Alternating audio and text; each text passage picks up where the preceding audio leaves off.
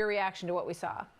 My reaction is that it was a complete, absolute dumpster fire for the former president. I don't feel the need to give him any credit for showing up there because he came with a terrible attitude. He hit all of his regular hits, lying about his record for Black Americans. The comparison saying he's done the most for the Black community since Abraham Lincoln is obviously ridiculous. Unemployment is lower for Black Americans under Joe Biden than Donald Trump. Everybody knows that. Even Donald Trump knows that. People have told him. He just won't stop. I thought that he was rude and offensive to the questioners. I don't think, in response to what Joe was saying, that asking him, for instance, about calling Kamala Harris a DEI hire is going into debate mode. This is who his opponent is, and then his response that she used to be Indian and is now somehow Black was offensive no matter the color of their skin. All right, look, she has an Indian mother and a Jamaican father. Right, I don't know why we have to. But she has an Indian mother and a Black father. So those are two different backgrounds. You know, this is. I just want to back up for a second here. That was Fox News liberal Jessica Tarlov tearing Trump to pieces, and rightfully so, for the disgusting and disgraceful interview he gave today with the National Association of Black Journalists. It was just a racist response to every question from Trump, and I am so glad Jessica called him out, and we're going to watch more clips of Jessica slamming him for that disgraceful interview that he gave. But before we do that, I want to provide a little bit of context by playing one of the clips from the interview today and then reading the statement that Vice President Kamala Harris made on it. But first, here's the clip. Some of your own supporters, including Republicans on Capitol Hill, have labeled Vice President Kamala Harris, who is the first Black and Asian American woman to serve as vice president and be on a major party ticket, as a DEI hire.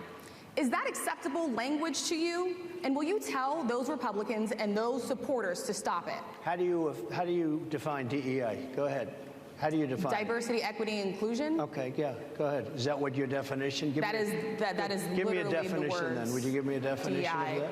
Give me a definition. Sir, I'm asking you a question, a very direct question. Define it for me if you would. I just defined it, sir. Do you believe that Vice President Kamala Harris is only on the ticket because she is a Black woman? Well, I can say no. I think it's maybe a little bit different. So I've known her a long time indirectly, not directly very much, and she was always of Indian heritage, and she was only promoting Indian heritage. I didn't know she was Black until a number of years ago when she happened to turn Black, and now she wants to be known as Black. So I don't know, is she Indian or is she Black? She is always identified as a Black woman. She went to a historically Black college. I respect either one, but she obviously doesn't. I don't know if Donald Trump is just trying to be racist or he doesn't understand that people can be biracial, both have Black and Indian heritage. I think it's just him trying to be racist and gross, but what a terrible thing to say. This is just the most basic level of who Donald Trump is, this angry, vengeful, and racist person. And Kamala Harris responded to Donald Trump. And so I want to read that statement. The hostility Donald Trump showed on stage today is the same hostility he has shown throughout his life, throughout his term in office, and throughout his campaign for president as he seeks to regain power and inflict his harmful Project 2025 agenda on the American people. Trump lobbed personal attacks and insults at Black journalists the same way he did throughout his presidency, while he failed Black families and left the entire country digging out of the ditch he left us in. Donald Trump has already proven he cannot unite America, so he attempts to divide us. Today's tirade is simply a taste of the chaos and division that has been a hallmark of Trump's MAGA rallies this entire campaign. It's also what the American people will see from across the debate stage as Vice President Harris offers a vision of opportunity and freedom for all Americans. All Donald Trump needs to do is stop playing games and actually show up to the debate on September 10th. Kamala Harris not only using this as an opportunity to call out the disgraceful interview that Donald Trump had today and how he behaves at his rallies and how he has always been throughout his entire life, but challenging Donald Trump to debate so she can show the contrast between her vision for the future and the chaos he has always caused. And Jessica Tarlov slammed Donald Trump for that chaos, for that racism that he has shown throughout his entire life in this clip. Everyone everyone deserves to be treated with a modicum of respect coming in. If you have hard questions, no problem. No problem.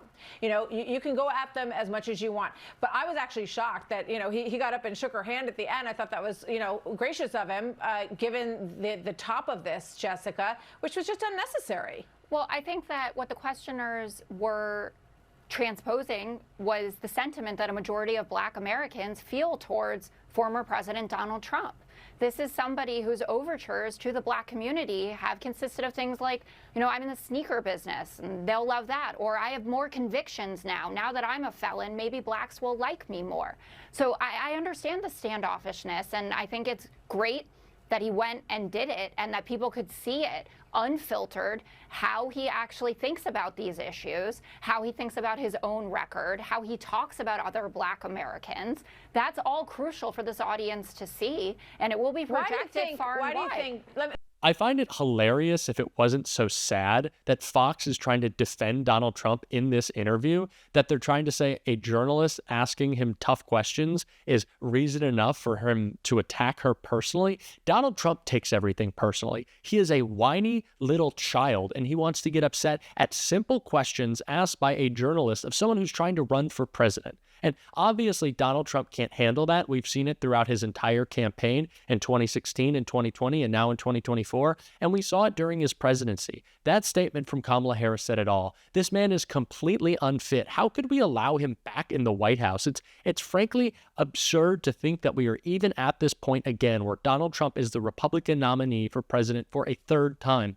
Not only is he a crybaby, but he's a convicted felon. How have we gotten here? He is completely unfit. He was unfit in 2020. He was unfit in 2016. He has always been unfit to do anything but whine on social media, and that's what he does. And he's complaining again on Truth Social now, saying that it was an unfair interview and that ABC is a biased network, rather than admitting that he's just a blatant racist. And I love what Jessica Tarlov had to say, and again, in response to this horrible interview from Donald Trump in this clip right here. Can I just add to that about the immigration point? Because obviously immigration is a strong issue for the Republican side of this right now, and they're going to be talking about the border, et cetera. But Donald Trump even fumbled the bag with that one and said they're coming in and they're taking Black jobs. And so then the response is right away, well, what is a Black job? What are you talking about? And it plays right into the hands of Kamala Harris, because you know what a Black job is? It's Vice President of the United States of America. It's a Supreme Court justice. Listen, you know, of course it is, Jessica. Well, you know, but why does he keep saying that? You know why? I don't know why. Can't get inside his head. But I played that horrible clip of Donald Trump at the start of this video. And so to provide a little contrast, obviously we looked at that statement from Kamala Harris. I want to play a clip from her rally in Atlanta yesterday, because it just shows the difference between these two people and why Kamala Harris should be and will be our next president and defeat Donald Trump and rid our country of this divisive and angry figure forever. Let's check it out. And now, the baton is in our hands.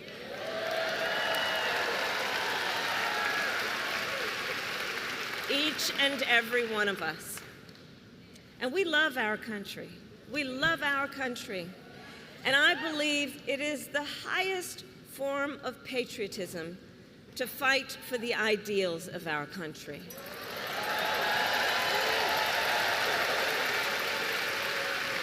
And so, we who believe in the sacred freedom to vote will finally pass the Freedom to Vote Act and the John Lewis Voting Rights Advancement Act.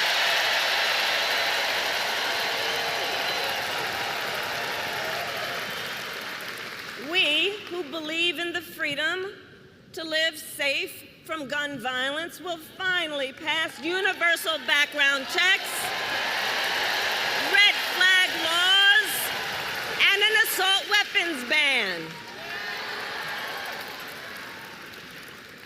We who believe in reproductive freedom will stop Donald Trump's extreme abortion bans, and when Congress passes a law to restore reproductive freedoms, as President of the United States, I will sign it into law.